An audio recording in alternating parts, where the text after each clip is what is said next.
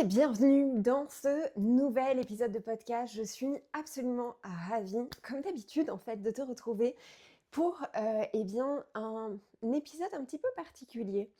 Aujourd'hui, j'aimerais vraiment qu'on revienne sur comment faire en sorte de sécuriser ton activité en 2025 et même j'ai envie de dire les années d'après.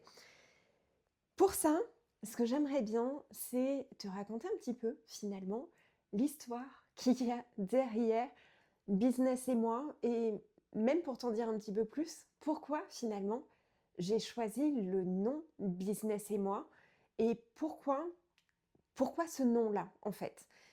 Et quand je me suis installée à mon compte, alors en 2021, j'ai créé ma micro-entreprise vraiment pour une activité de consulting. Et ensuite, en fin 2022, 2023, j'ai voulu vraiment conseiller les chefs d'entreprise à ma manière. Ça faisait 12 ans que j'accompagnais des chefs d'entreprise en travaillant en cabinet d'expertise comptable.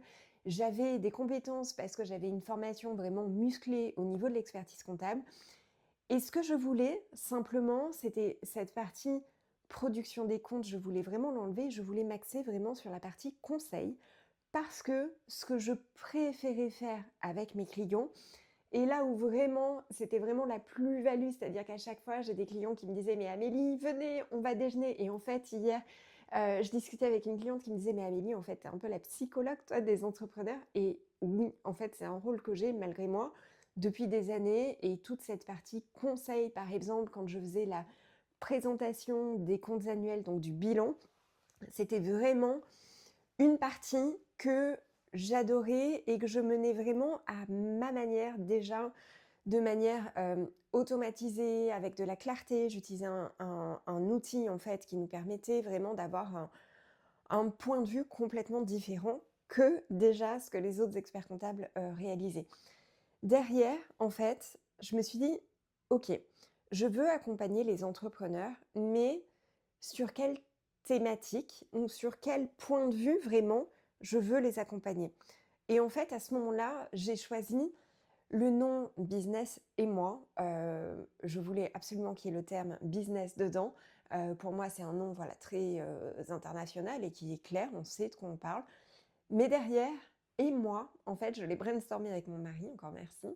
Hem, je voulais cette notion d'émotion qui va derrière, et c'est vraiment ce que je voulais traduire. C'était un chef d'entreprise, tout le temps, il va vivre les montagnes russes.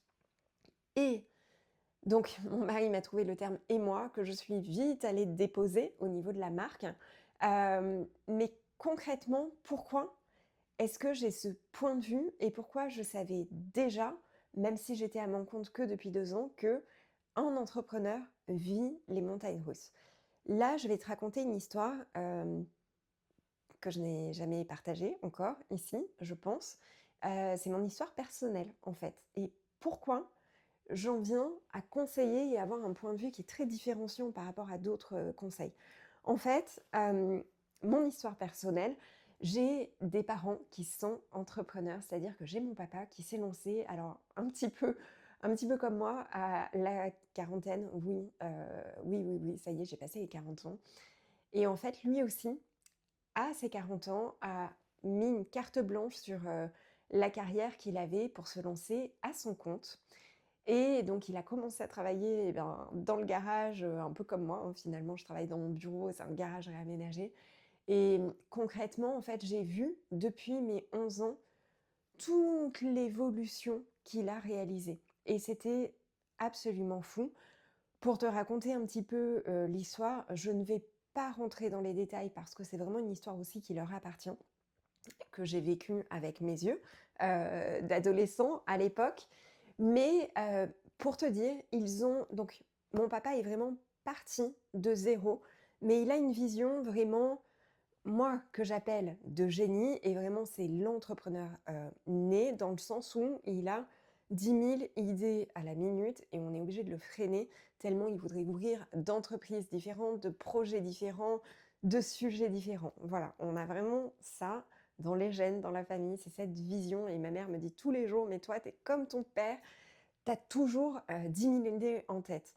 Derrière, ce qu'il faut bien voir, c'est ils sont partis de zéro et ils ont propulsé pendant un petit peu plus de 20 ans, puisqu'ils sont encore en activité, ils ont propulsé pendant un petit peu plus de 20 ans leur entreprise à des niveaux absolument incroyables, puisqu'ils étaient finalement dans le domaine alors du parapétrolier et ils ont réalisé une boîte où ils avaient, 4 ou 5 antennes à travers le monde, des antennes au Brésil, des antennes à Kuala Lumpur et cetera.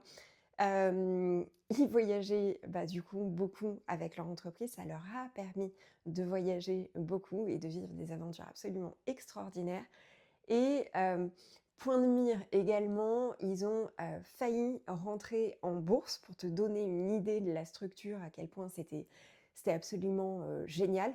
Juste avant le choc pétrolier de 2018, qui fait qu'effectivement ils ont rétropédalé, enfin les conseils en tout cas leur ont conseillé de rétropédaler.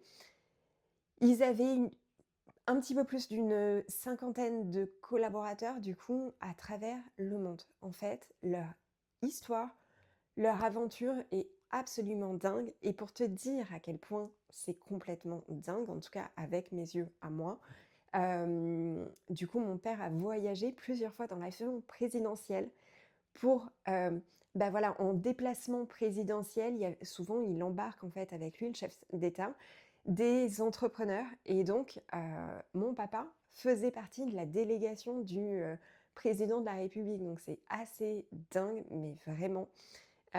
Et la dernière en date, c'était il n'y a pas si longtemps que ça, c'était en, 2019, juste avant le covid où il était, à La Réunion, pareil en délégation, en sommet d'État un petit peu. Donc, l'histoire est absolument dingue et ce que ma maman, dit toujours maintenant, c'est que son entreprise lui a permis de vivre des choses absolument incroyables.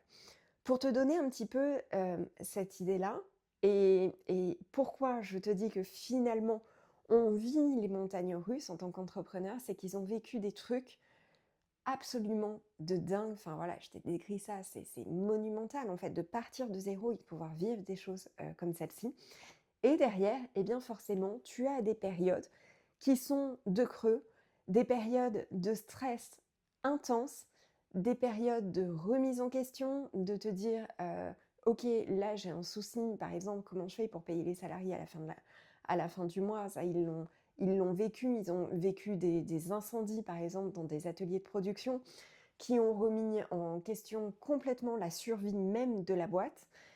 Tout ça, c'est une réalité. Alors, moi, j'étais adolescente, en tout cas, sur une grande partie de ces moments-là, ce qui fait que j'ai vécu ça avec mon œil, avec ma vision et puis, mes parents nous protégeaient forcément pour qu'on ne soit pas forcément trop au fait, en tout cas, de ces choses-là.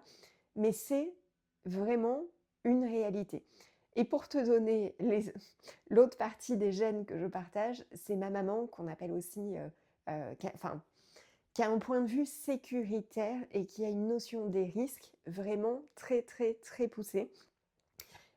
Concrètement, alors elle était responsable administrative et financière de la boîte, en fait. Elle a commencé et elle a évolué avec. Donc ils étaient vraiment là, tous les 2 à piloter, leur activité à chacun. C'est hyper intéressant cette complémentarité.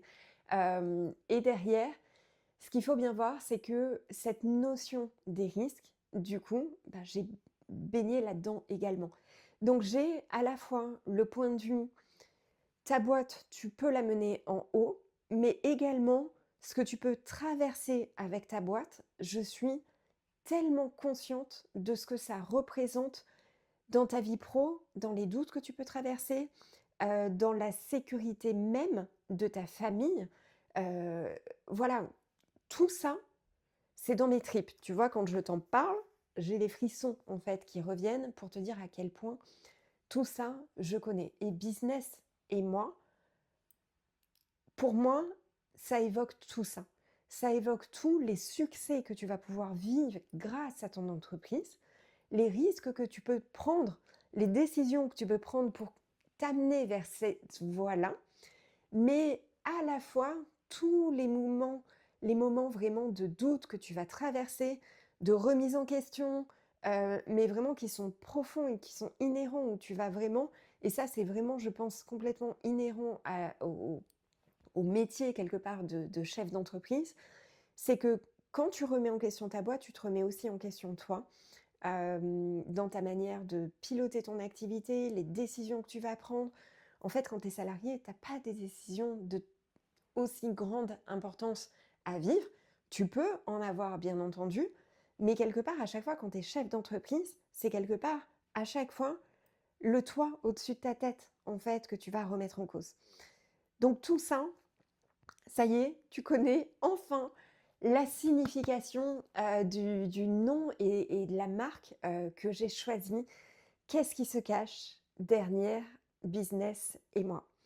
Derrière, en fait, pour te dire, voilà, tout ça, c'est dans les gènes et en fait, la vision de Business et moi, elle est complètement folle. Ce début d'année 2025 est complètement fou pour moi aussi et j'ai vraiment cette volonté, en fait, de t'accompagner tout au long de l'évolution de ta boîte. C'est pour ça que j'ai créé un accompagnement qui s'appelle Inday, qui est là directement pour t'accompagner dès les premiers choix, en fait, que tu dois faire pour ta boîte. Et mon objectif à travers tout ça, c'est de faire les bons choix dès le départ pour sécuriser ta boîte, savoir exactement ce que tu dois faire, quand est-ce que tu dois le faire pour être en sécurité en cas de contrôle d'URSSAF, d'impôts, etc. Que tu saches que tout ce que tu construis, personne ne va te l'enlever demain.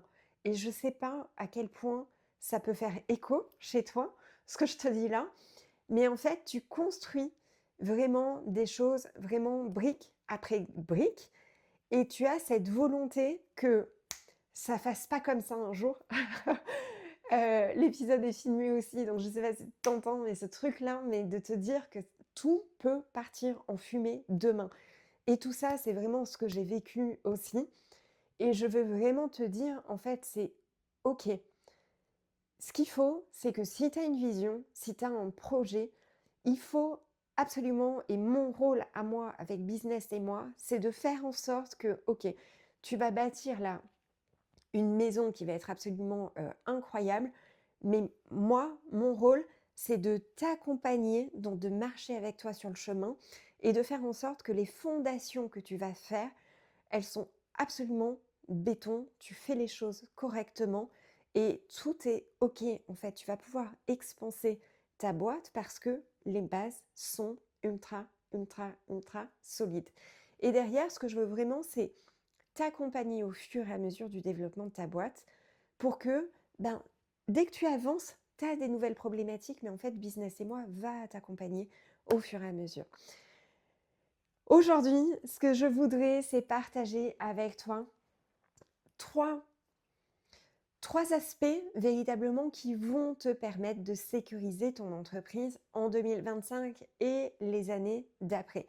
Et là, je vais te partager vraiment des choses en fait que tous les jours, on me rapporte, tous les jours, des clients me disent: «Tiens, je suis passé par là», des messages de mes abonnés, des expériences passées, de clients que j'ai accompagnés là pendant plus de 12 ans quand je bossais en cabinet d'expertise comptable. La première chose qu'il faut absolument que tu aies en tête, c'est connaître les règles du jeu. Je sais que toi, tu as une zone d'expertise, que cette zone d'expertise, c'est ce qui te drive au quotidien, c'est ce qui te prend 98% de ton temps au quotidien. Mais ce qu'il faut bien voir, c'est que quand tu es chef d'entreprise, ton rôle également, c'est de piloter l'entièreté. Et les finances en font partie, dans le sens où tu dois absolument connaître les règles du jeu.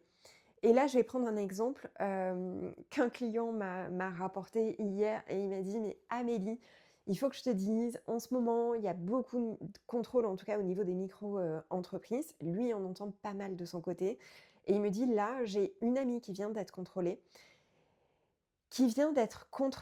et en fait, sur un aspect bête, OK, et forcément, si tu es client de Business et moi, tu sais que toute cette partie-là est absolument sécurisée.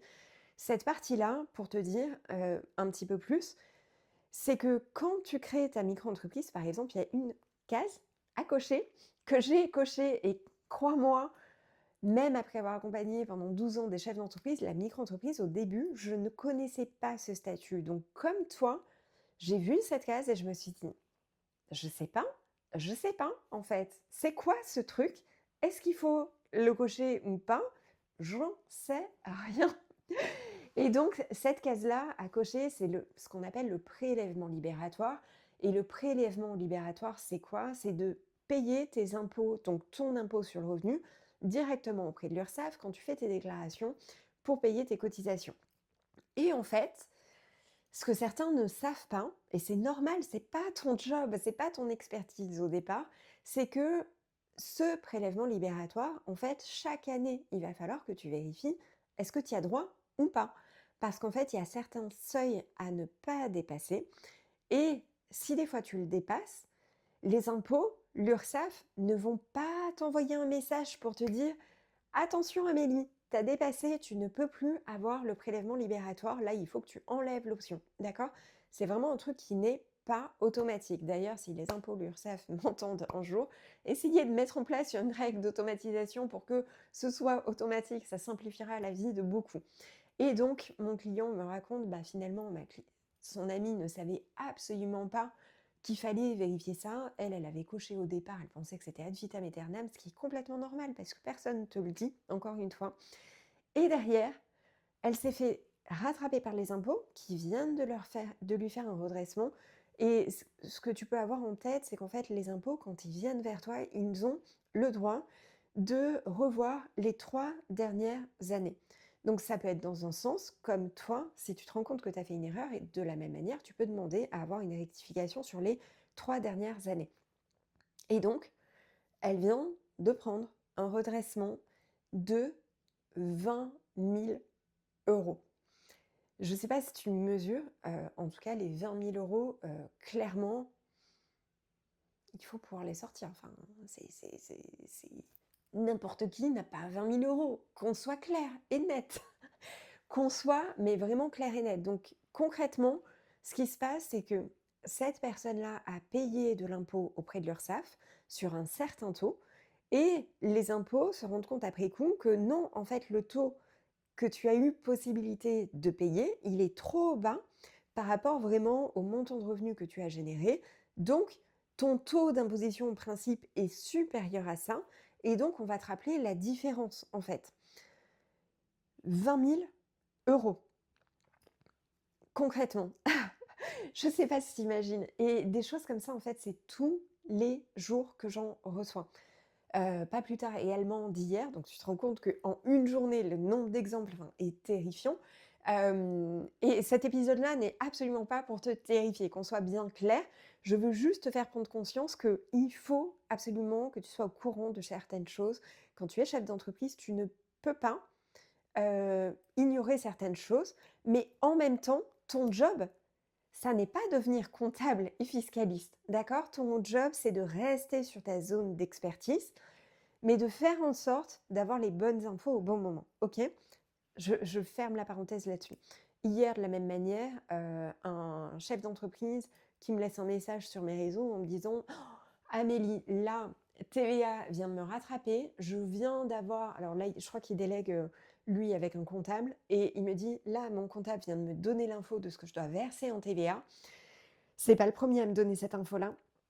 Et il avait complètement zappé en fait, quand il encaisse le montant TTC de ses clients, en fait, il y a 20 qui doit repartir aux impôts et en fait, il n'avait pas du tout anticipé cet aspect-là.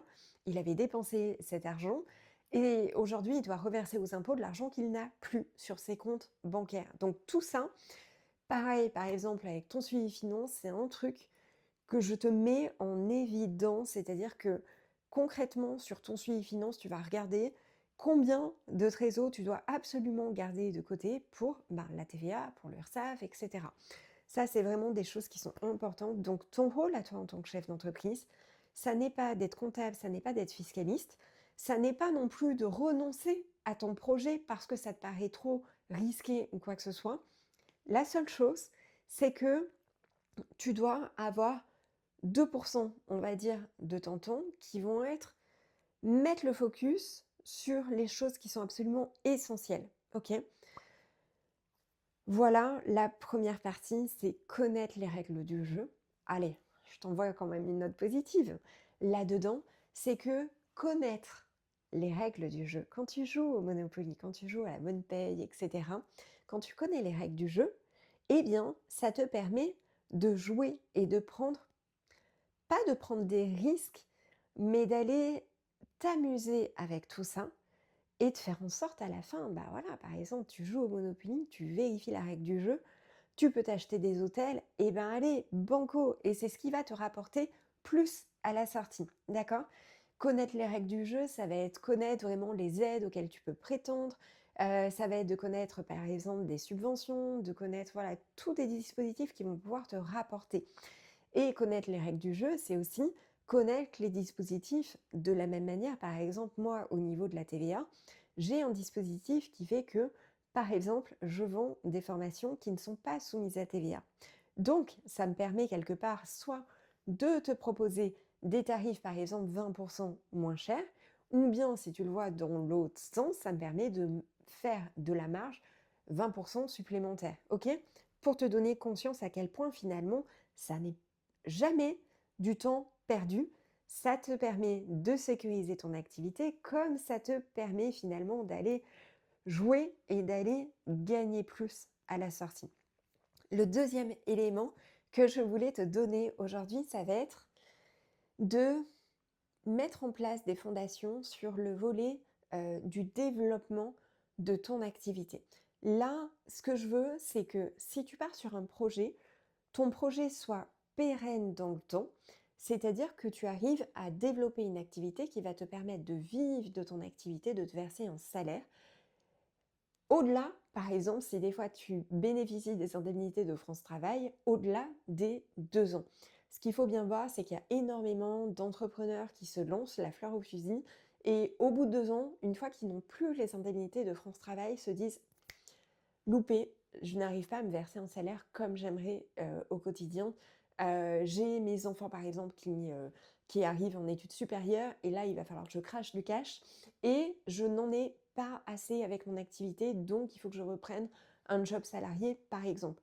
Mon objectif à moi, c'est également de t'accompagner sur ce volet-là, de faire en sorte de vérifier que ton business model, celui que tu envisages, va te permettre de te verser le salaire que tu souhaites. Ok? Ça, c'est un exercice, par exemple, que je faisais en accompagnement hier et qui est très puissant pour moi. Ça va être, par exemple, de partir du salaire que tu as besoin pour payer toutes tes charges obligatoires, donc de quoi tu as besoin pour vivre chaque mois, mais aussi qu'est-ce que ce serait ton salaire idéal, le salaire qui te ferait kiffer et qui te permettrait d'avoir le style de vie dont tu as envie. Partir de cet aspect-là va te permettre quelque part d'avoir, et j'aime beaucoup cette image-là, d'avoir une carotte. Je lis un livre en ce moment qui fait en sorte que pour mettre en place des bonnes habitudes au quotidien, vraiment sans t'en rendre compte et faire les choses avec des bonnes habitudes et non pas de mauvaises habitudes, il faut qu'il y ait cette notion de récompense. Le cerveau marche à la récompense, mais vraiment. Et donc, ce que j'aime bien, c'est justement ramener cette notion de carotte pour te dire, ok, là, on va réfléchir complètement différemment. On va faire en sorte que cette année, on va réfléchir ton business pour que ton business model te rapporte ton salaire idéal. Que, par exemple, la petite carotte, si des fois tu as envie de faire un voyage, par exemple, au Canada, et de payer le voyage au Canada, par exemple, à ta famille, Nadège, si tu passes par là, on en rediscutait il n'y a pas très longtemps avec une cliente, et si ton kiff, c'est vraiment ça, ton objectif est vraiment, tu rêverais de payer un voyage à ta famille, eh bien, à ce moment-là, qu'est-ce que tu vas mettre en place dans ton business pour parvenir à cet objectif-là, ok? Et cet exercice-là, crois-moi, il est tellement plus puissant que plein de trucs que tu peux voir de partout. Pour moi, cette notion de récompense, en fait, et cette notion de « ok, je veux aller vers là », qu'est-ce que je vais mettre en place pour y parvenir? D'accord? Les moyens que tu vas mettre en place sont beaucoup plus puissants que juste l'objectif, que tu vas, mettre au bout, OK? Il y a une autre notion également sur laquelle je veux absolument revenir. J'en ai parlé hier par exemple dans un post Instagram, c'est la notion de rentabilité et je voudrais, te faire permuter vraiment ta vision et te faire comprendre à quel point finalement j'ai beaucoup moi de chefs d'entreprise qui communiquent sur leur montant de chiffre d'affaires. Donc le chiffre d'affaires, c'est le montant de tes ventes cumulées que tu peux faire à l'année par exemple. Et simplement, cette notion-là, ce qu'il faut que tu aies en tête particulièrement, c'est qu'on s'en tape! On s'en tape du montant de vente que tu peux faire. Tout ça, ce montant de vente ne vient que nourrir notre ego. Moi, la première, d'accord? L'année dernière, par exemple, j'ai réalisé un montant de vente, ça venait que nourrir mon ego. Ce qui compte, par contre, c'est à quel point tu as une rentabilité, d'accord? Une fois que tu as, avec tes ventes, payé tes charges, qu'est-ce qui te reste à la fin? Parce que finalement, si tu as, toi, l'objectif de faire un voyage au Canada, on s'en tape du montant de chiffre d'affaires, du montant de vente que tu fais chaque mois ou peu importe, on s'en tape. Ce qui va te permettre de te payer ton voyage au Canada, c'est ce qui te reste à la fin, une fois que tu as payé tes charges, d'accord? Ça, dans le jargon, c'est ce qu'on appelle vraiment la rentabilité. C'est finalement l'indicateur de ce qui est important pour toi, OK? Et cette notion-là est absolument primordiale et tu peux écouter, par exemple, j'ai fait un autre épisode de podcast, par exemple, avec Laurie Pifero, qui nous disait à quel point, bah, elle, finalement, elle s'est rendue compte qu'elle vendait plusieurs programmes, plusieurs accompagnements et il y en a un qui était vendu assez cher. Donc au départ, elle pensait que c'était celui-là qu'il fallait vraiment pousser au niveau de la communication et elle s'est rendue compte, après coup, qu'elle avait beaucoup de charges en fait, sur, ces accompagnements-là et qu'en fait un autre programme, un autre accompagnement qu'elle vendait moins cher, bah, finalement était plus rentable, d'accord? Donc cette notion de rentabilité, c'est vraiment le troisième tips que je voulais vraiment te partager parce que dès lors que tu penses à cette notion de rentabilité, ça change absolument tout dans ton business, OK? Et encore hier, j'en discutais avec une cliente et clairement, c'est des décisions qui sont vraiment pas faciles à prendre en tant que chef d'entreprise. Ça renvoie de la même manière à cette notion de relation à l'argent que tu peux avoir. Hem, Hier, j'ai échangé par exemple avec une cliente et concrètement, on en est venu à la conclusion de se dire que peut-être qu'il fallait mettre une croix sur, 100 000 € par exemple de chiffre d'affaires qui est généré à l'année sur une activité pour augmenter son salaire. Ça paraît complètement paradoxal de te dire: «Je vais mettre une croix sur 100 000 € pour aller augmenter mon salaire», mais pourtant, parfois, c'est une réalité, vraiment. Je sais que ça paraît complètement dingue. Voilà ce que je voulais partager avec toi aujourd'hui. Quand je fais un épisode de podcast, tu vois, là, je suis dans mon bureau en train de parler à mon téléphone. Ce que j'aimerais beaucoup, c'est que tu puisses me mettre en commentaire, que ce soit sur Spotify, que ce soit sur, YouTube. Viens partager avec moi ce qui fait écho chez toi, ou ce qui ne fait pas écho. Quel est ton point de vue? J'adore débattre, donc vraiment, viens débattre avec moi. Ça nourrit tellement des échanges comme cela, même si on n'a pas le même point de vue, en fait, vraiment. Mais ce qui est important pour moi, c'est vraiment d'avoir un feedback. Donc, ce qui est important également, c'est que si tu sens que l'épisode, par exemple, peut aider certains proches, certaines personnes que tu connais, partage l'épisode parce que vraiment, c'est ce qui fait également la force de Business et moi. On est à une audience de 46 000 entrepreneurs sur, par exemple, Instagram. Donc, moi, je trouve ça vraiment complètement fou. À tous ensemble, on aura possibilité bien, d'avoir un métier qui a du sens et d'avoir de l'impact, en tout cas, autour de nous. Je suis ravie. En tout cas, si tu arrives au bout de la lecture de cet épisode, merci beaucoup de m'avoir écouté. J'espère vraiment que ça t'a plu. Je te dis à très vite pour un nouvel épisode et d'ici là, prends soin de toi et de ton business. Ciao!